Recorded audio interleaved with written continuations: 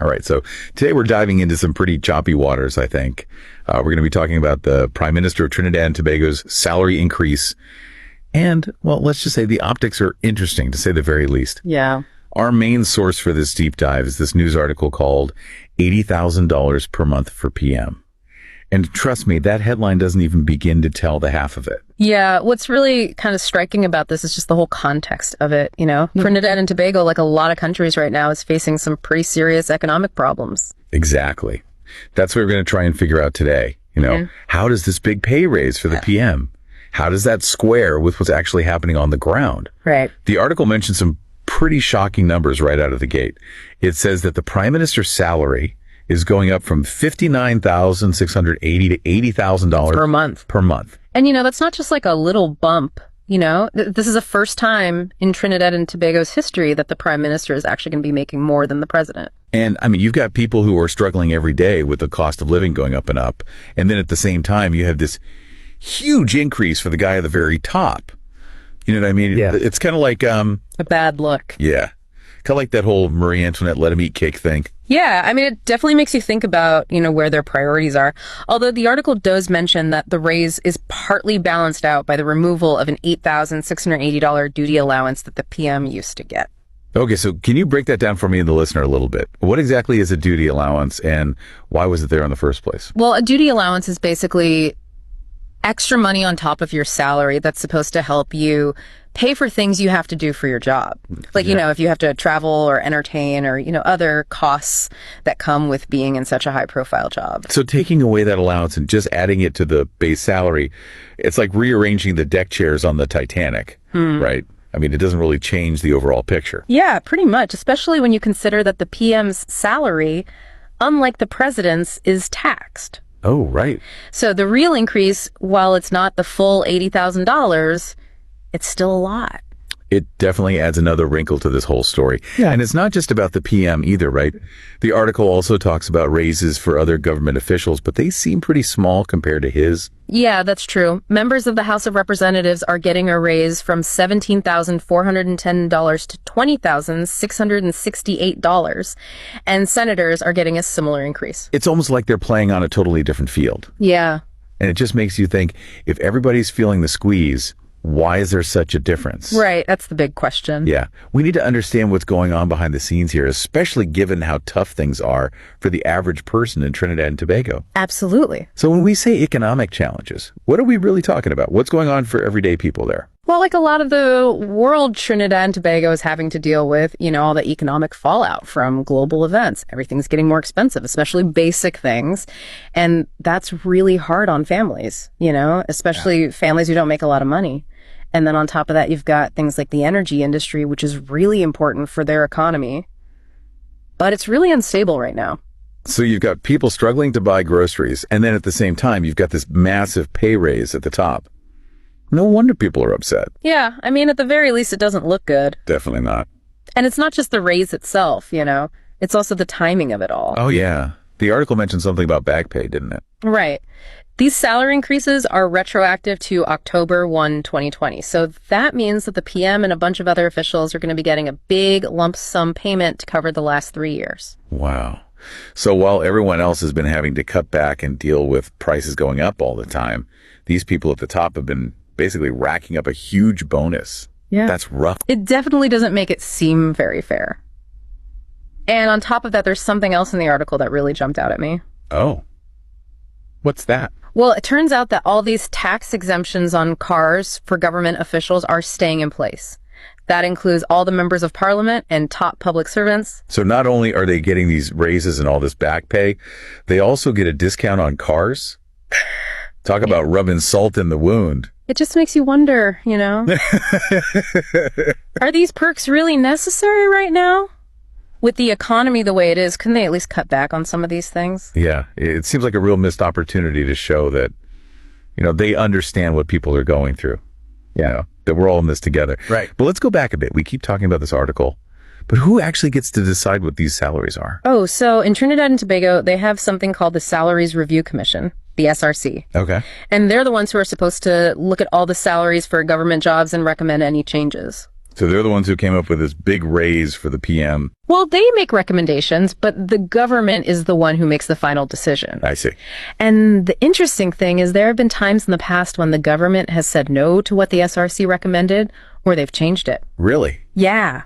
The article mentions a couple of examples, like back in the late 80s, the NAR government decided not to give the raises that the SRC had recommended for the cabinet. And then a few years later, the Manning cabinet actually changed some of the SRC's recommendations and gave smaller raises to some of the ministers. So the government doesn't have to just do whatever the SRC says. Exactly. They have some leeway. Which I guess makes this whole thing with the PM's salary even more confusing. If they had other options and they know what's going on with the economy, what are they trying to say with this? That's a good question. It's not just about the money. There are social and political things going on here, too. Ooh, okay. Break that down for us. What do you mean by social and political ramifications?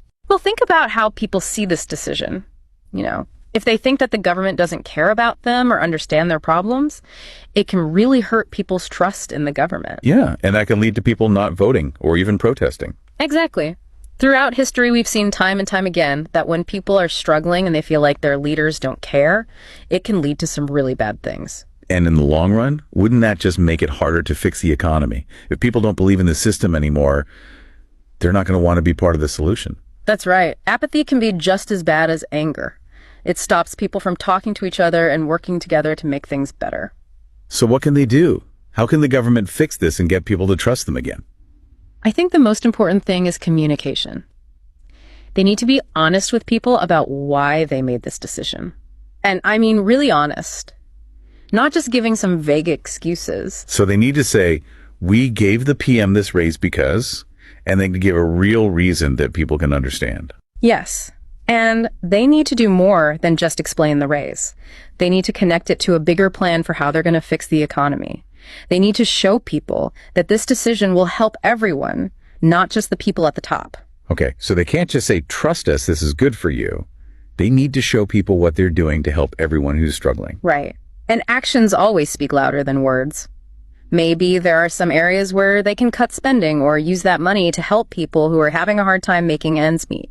Maybe they could even look at those tax exemptions we were talking about. It's about showing people that we're all in the same boat. That's how you build trust and get people to work together. Wow, this is really making me think.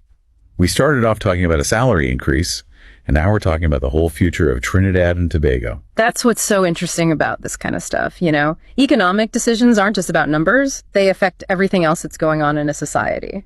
So what's the big takeaway for our listeners today? What's the one thing you want them to remember? I'd say don't just look at the headlines. Look deeper. Ask questions and try to understand the bigger picture. Economic decisions, especially the ones made by people in power, have consequences that go way beyond the numbers.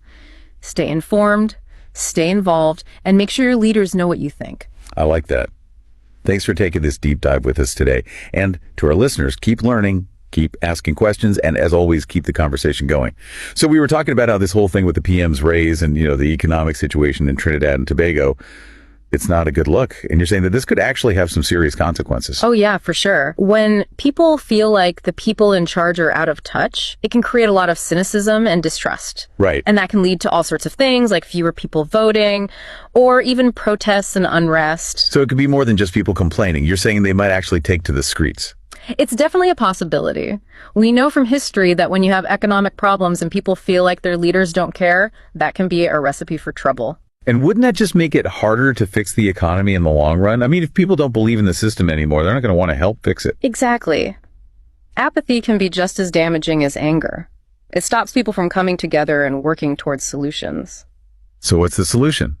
How can the government fix this and get people back on their side? Well, I think the most important thing is to communicate them. They need to be honest with people and explain why they made this decision. Okay. And I mean really honest. Not just giving some vague answer that doesn't really explain anything. So they need to say, we gave the PM this raise because, and then give a real reason that makes sense to people. Exactly. And it can't just be about the raise itself. They need to show people how this decision fits into a bigger plan to make the economy better. They need to show people that this is going to help everyone, not just the people at the top. So they can't just say, trust us, this is good for you. They need to show people what they're doing to help everyone who's struggling. Right. And they need to actually do things, not just talk about them. Maybe they can cut spending in some areas or use that money to help people who are having a hard time making ends meet. Maybe they could even reconsider those tax breaks for government officials. Yeah, it's about showing people that we're all in this together. Exactly. Yeah. That's how you build trust and get people to work together. This has been a really interesting conversation. We started out talking about a salary increase, and we ended up talking about the future of Trinidad and Tobago. It just goes to show you that the economy is connected to everything else that's happening in a country. So what's the main takeaway for our listeners today?